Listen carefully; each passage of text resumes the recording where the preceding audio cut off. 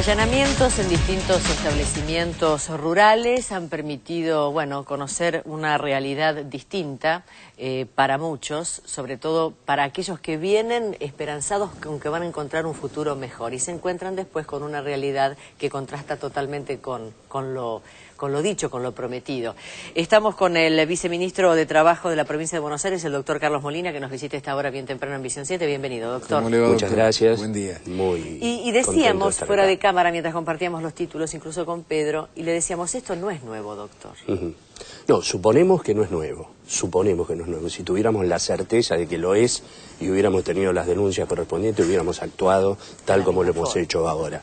Pero es cierto, existe algo así como un conocimiento en la comunidad de que existen este tipo de explotaciones. Es difícil detectarlas, se necesita una tarea de inteligencia previa para poder llegar a los lugares. En muchos casos están ocultos, es decir, están ocultos, nadie tiene un cartel que dice trabajo esclavo. Están ocultos, pero están ocultos en otras explotaciones y además se busca invisibilizar a través de una contratación de por sí precaria. Fíjense ustedes que en la mayoría de los casos, por no decir la totalidad de lo que hemos encontrado, son trabajadores contratados en Santiago del Estero.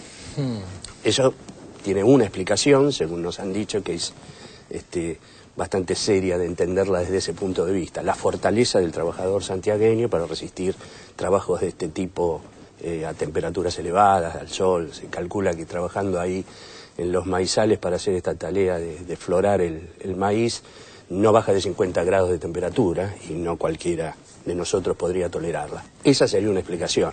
Pero después hay una clara maniobra tendiente a eludir el cumplimiento de las obligaciones inherentes a la figura del empleador en un contrato de trabajo y triangular en algún caso, son cooperativas que contratan o agencias de servicios eventuales o en algún caso la propia empresa, pero digamos, hay evidentemente una intención de desligarse de las responsabilidades. Una intención ilegal absolutamente. Seguramente ilegal. Detrás de ese disimulo, de ese tapiz verde y parejo de una plantación de soja o de maíz, aparece una crueldad extraordinaria. Gente convertida en, no sé, en sirvientes de los poderosos en este caso, ¿no? Sí.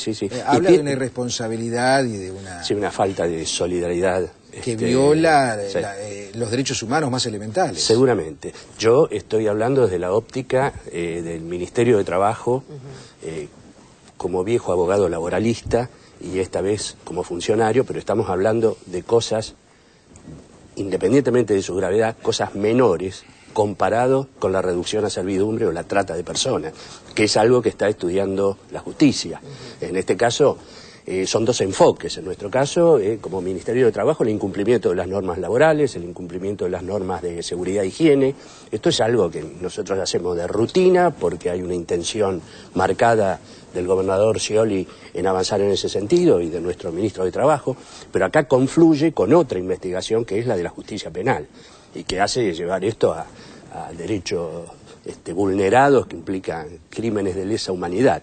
Estamos hablando de la Asamblea del año 13. Claro, bueno, se suponía que había terminado la esclavitud. Doctor, ¿cuál sería en este caso, de comprobarse todo esto ante la justicia, la pena que le cabe al dueño de esa plantación, a la empresa que, bueno, se supone, no sé si es un servicio tercerizado? Bueno, todo eso lo tenemos que determinar a partir del momento que se venzan los términos para la presentación de la documentación.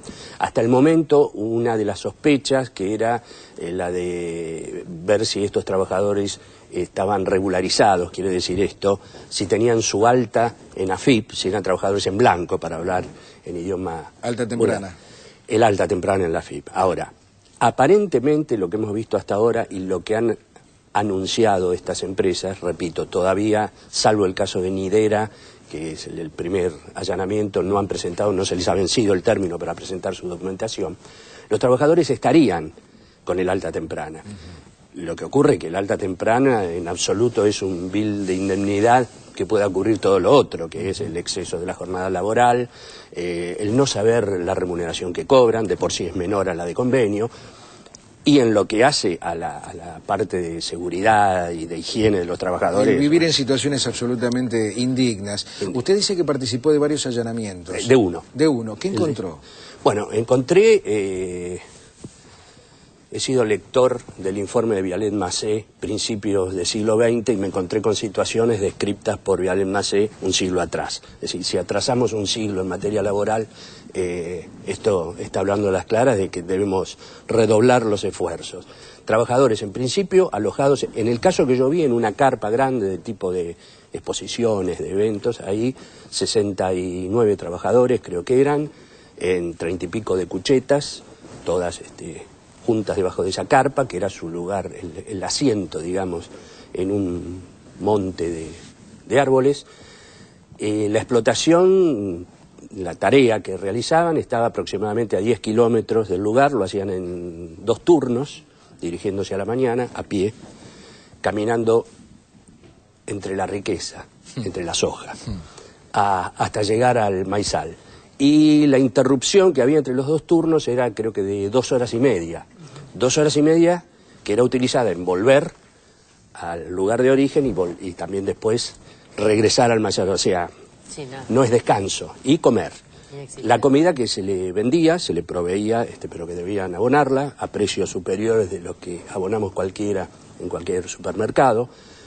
Abonarla así como la ropa de trabajo, como el propio traslado desde Santiago del Estero. Todo eso supuestamente iba a ser descontado de la remuneración que al fin del contrato debía abonársele, que los trabajadores no sabían cuál era, así como no sabían en qué lugar estaban. ¿Menores de edad?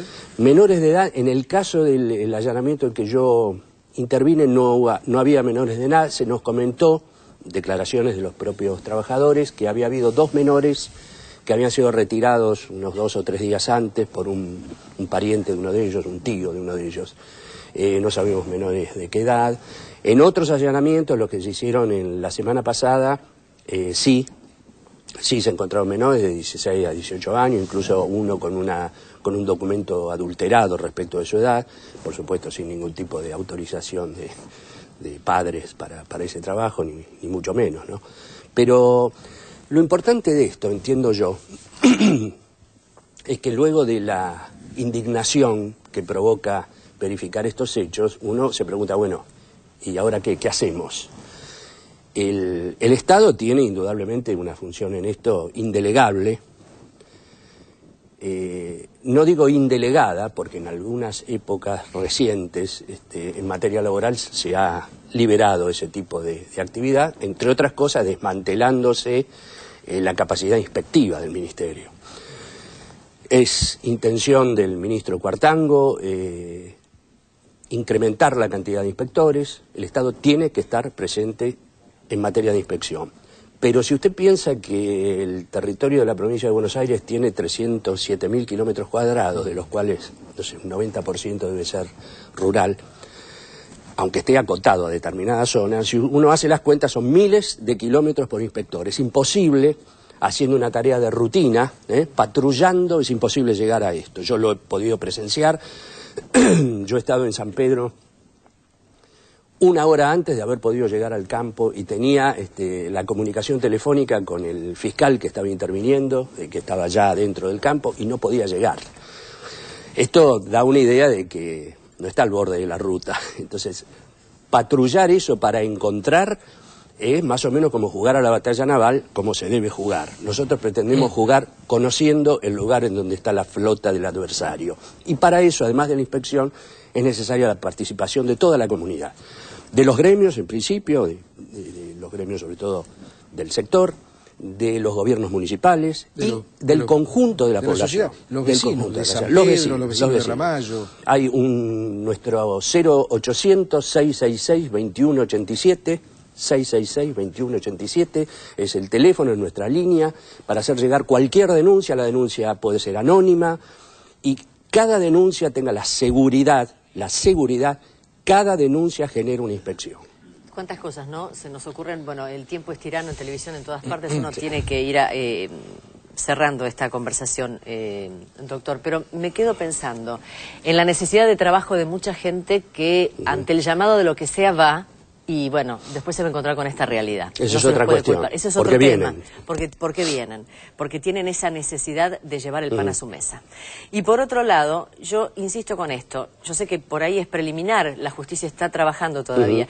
Pero es importante que haya, primero, yo supongo que la empresa, si es una multinacional, puede desconocer que en la base de su campo laboral se encuentra este tipo de irregularidades. Puede decir, yo desconocía que el maíz me llegaba a través de esta gente que estaba siendo explotada. Mire, mi única explicación, mi única respuesta frente a eso es que en este caso estas empresas lo único que reconocen es la rentabilidad. Esto es algo que ya lo apuntemos desde arriba o desde abajo, llegamos al mismo lugar. Desde arriba quiero decir, ¿en qué lugar de la escala de valores ponemos al trabajo humano? Bueno, este gobierno pone el trabajo humano en el centro de la política. Todas las políticas deben ir dirigidas a generar trabajo. Y en las empresas también, ¿qué escala de valores tiene este trabajo? Este trabajo tiene una rentabilidad excesiva, diría yo, y el costo laboral es mínimo, y mínimo, no sé si hay otra palabra que supere eso. Entonces, la única explicación es el interés de un lucro desenfrenado que no repara en la dignidad de las personas.